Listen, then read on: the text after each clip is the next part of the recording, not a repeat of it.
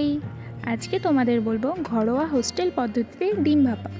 তো এই যে ভাত তো আমরা বসিয়ে দিয়েছি, ভাত হচ্ছে, আর এদিকে সর্ষে একটু জল দিয়ে গুলে নিয়েছি, আর এদিকে পোস্ত বাটা হচ্ছে, আর এই যে সাথে সাথে কুঁদরিও কাটা হচ্ছে। ডিম ভাপার সাথে কুঁদরিও ভাজা হবে। তো এই যে কুঁদরি কেটে ধোয়া হয়ে গিয়ে তারপর বসিয়ে দিয়েছি, ভাজা হচ্ছে। তার পাশাপাশি এই যে ডিমগুলোকেও সিদ্ধ করে নেব।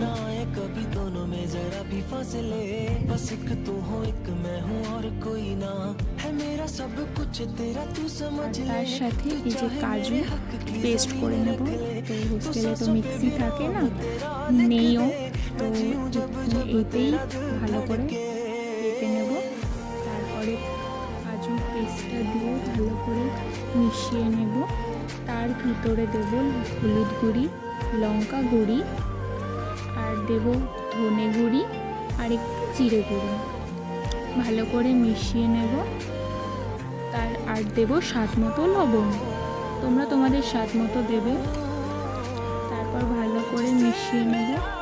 আর যে ডিমটা সিদ্ধ করেছিলাম ওটা হাফ করে কেটে নিয়ে ভালো ভেজে নেব, হালকা লাল লাল করে ভেজে নেব। এই যে ভাজা হয়ে গেছে প্রায়। তারপরে যে পেস্টটা করেছিলাম একটা টিফিন বক্সে হালকা করে তেল মাখিয়ে এই পেস্টটা দিয়ে তার ভিতরে আমরা যে ডিমগুলো হালকা করে ভেজে নিয়েছিলাম সেগুলো দিয়ে দেবো, সাজিয়ে সাজিয়ে সব দিয়ে দেবো। আর যে তেলটা ছিল এই তেলটাও দিয়ে দেবো।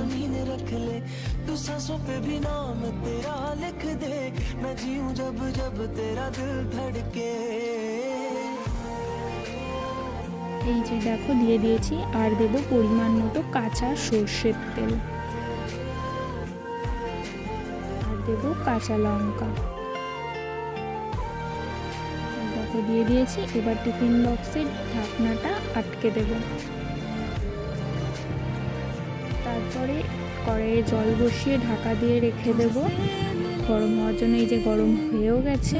তারপর টিফিন বক্সটা বসিয়ে একদম লো ফ্লেমে দিয়ে টিফিন বক্সটা বসিয়ে ঢাকা দিয়ে দেব ওই 20 থেকে 25 মিনিটের মতো।